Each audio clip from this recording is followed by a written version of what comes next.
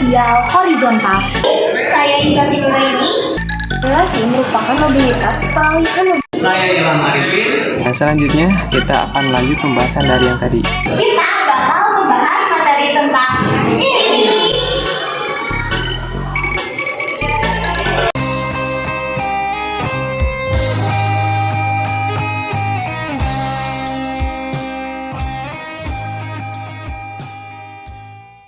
Sosial adalah pola hubungan atau susunan yang mengatur cara individu atau kelompok untuk berinteraksi dalam suatu masyarakat.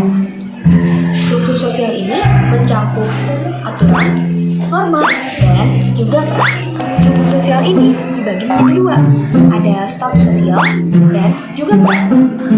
Apa sih status sosial?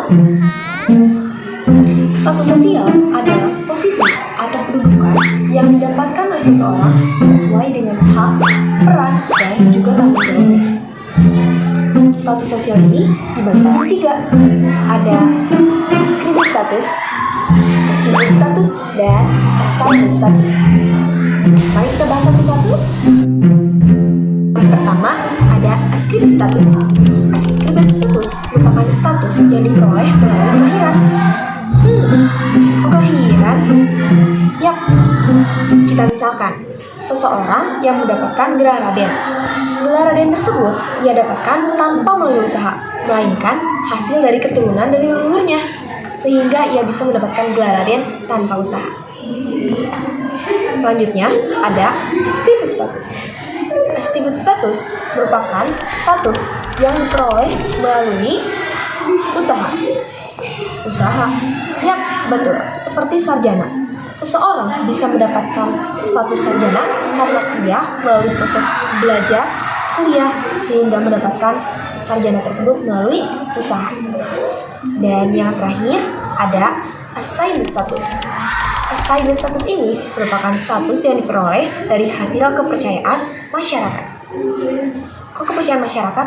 Ya betul, ia diperoleh melalui kepercayaan masyarakat dan jabatannya akan hilang ketika periodenya sudah selesai.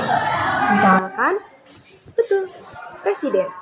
Presiden diperoleh melalui kepercayaan masyarakat dan masa jabatannya akan habis ketika periodenya selesai. Selanjutnya, apa sih peran dari struktur sosial? Nah, peran dari struktur sosial ini ada membentuk identitas, mengurangi konflik, sebagai pengenali sosial, sebagai pencipta keteraturan sosial, dan juga memfasilitasi kerjasama.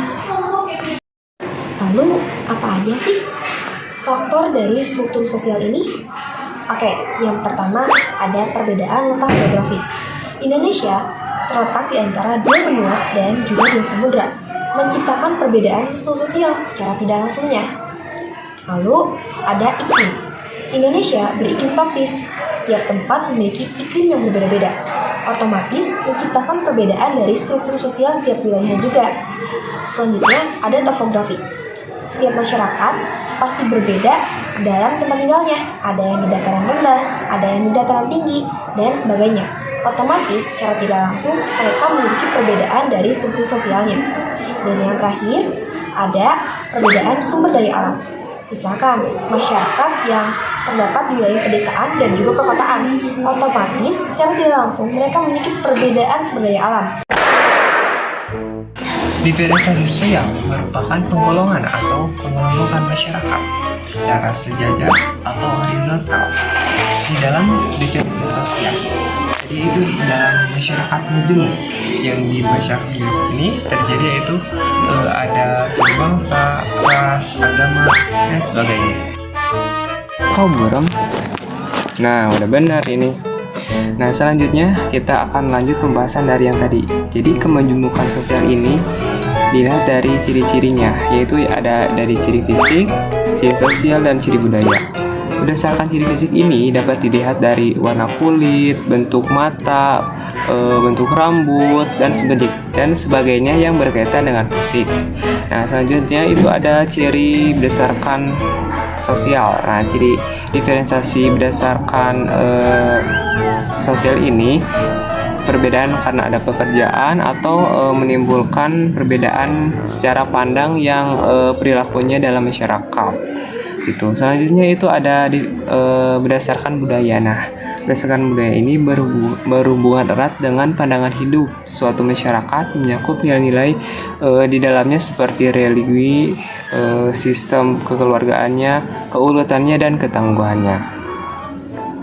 Untuk diferensiasi sosial, yang pertama itu ada diferensiasi ras. Diferensiasi ras terdiri dari 3, diferensiasi Kaukasoid, ras Mongoloid, dan ras Negroid. Yang kedua itu diferensiasi jenis kelamin, dibagi menjadi 2, yaitu jenis kelamin perempuan dan laki-laki. Yang ketiga itu diferensiasi suku bangsa. Indonesia memiliki suku bangsa dari Sabang sampai Merauke, seperti Sunda, Jawa, Bugis, Batak, Papua, dan lain-lain sebagainya. Masih banyak lagi. Yang keempat yaitu diferensiasi klien. Yang pertama itu berdasarkan keturunan ayah yang disebut patrilineal dan keturunan ibu yang disebut matrilineal. Selanjutnya yaitu diferensiasi menurut profesi. Profesi ini ada dokter, guru, polisi, pedagang, dan lain-lainnya. Selanjutnya diferensiasi menurut Saat ini aku hanya butuh kun payakun darimu.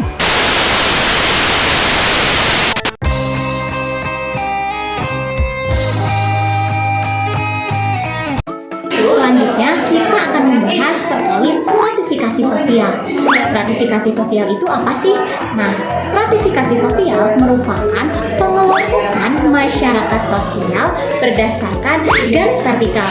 Vertikal di sini maksudnya adalah tingkatan tertentu di dalam masyarakat yang dimana berdasarkan kekayaan, kekuasaan, kehormatan, dan juga ilmu pengetahuan. Nah, adapun ciri-cirinya. Kenapa sih bisa ada stratifikasi sosial? Karena dibagi dengan beberapa ciri. Yang pertama, perbedaan gaya hidup.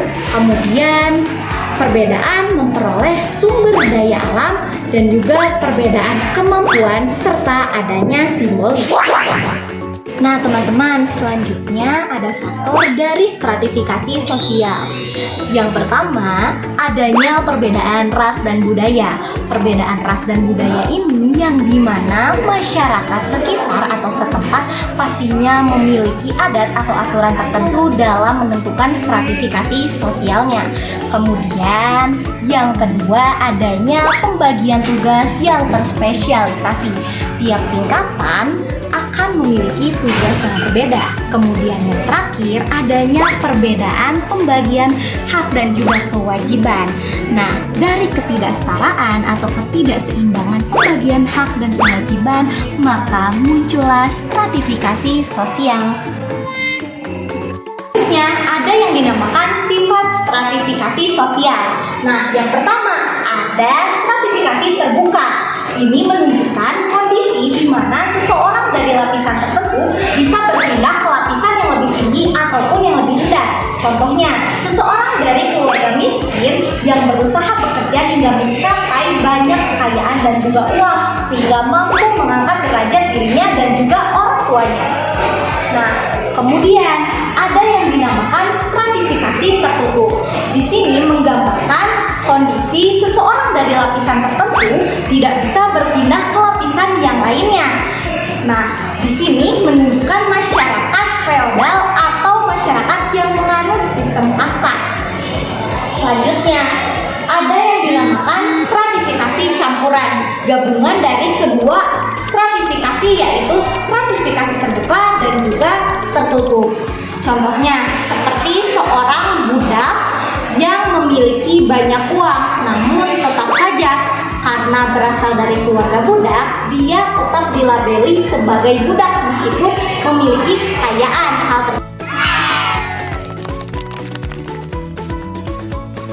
Nah, selanjutnya ada bentuk dari stratifikasi sosial.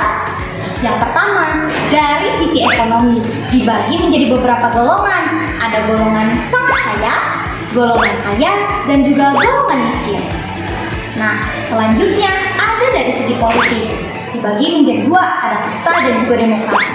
Nah, kalau kasta ini dibagi beberapa tingkatan lagi, yaitu ada Brahmana, ada Ksatria, Waisya, dan yang terakhir Sudra. Kalau demokrasi ini mengambil dari seseorang itu sendiri, di mana tidak dilihat berdasarkan latar belakang, tapi dilihat dari kemampuan dan juga keberuntungannya dalam bersosialisasi. Nah, selain itu yang terakhir ada dari segi sosial, ada pendidikan dan juga keahlian. Mobilitas sosial adalah gerak perubahan antar warga masyarakat, baik secara sosial maupun secara fisik.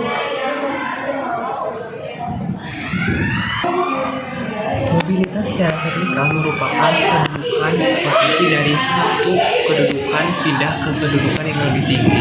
Contohnya yaitu seorang yang berpendidikan rendah mengalami tingkat kedudukan yang tinggi setelah mendapatkan gelar sarjana. Selanjutnya ada mobilitas sosial horizontal, yang dimana merupakan perpindahan status atau kedudukan seseorang atau kelompok ke kelompok lainnya yang sederajat. Contohnya seperti guru bahasa Indonesia yang hanya berpindah tempat kerja ke sekolah lain namun tetap mengajar sebagai guru bahasa Indonesia. Relasi merupakan mobilitas, peralihan mobilitas yang terjadi dalam status keluarga yang sama. Misalkan dari ayah, ibu, lalu anaknya. Misalkan Kan ayahnya itu bekerja sebagai wira swasta dan anaknya bekerja sebagai guru. Ada mobilitas antar generasi, yaitu mobilitas yang terjadi dari generasi ke generasi berikutnya. Contohnya itu seorang anak beca yang mencekolahkan anaknya yang kemudian lulus menjadi sarjana S3. Kemudian ada yang dinamakan saluran mobilitas atau wadah untuk mewujudkan mobilitas itu sendiri, seperti perkawinan, pendidikan, politik, dan angkatan bersenjata.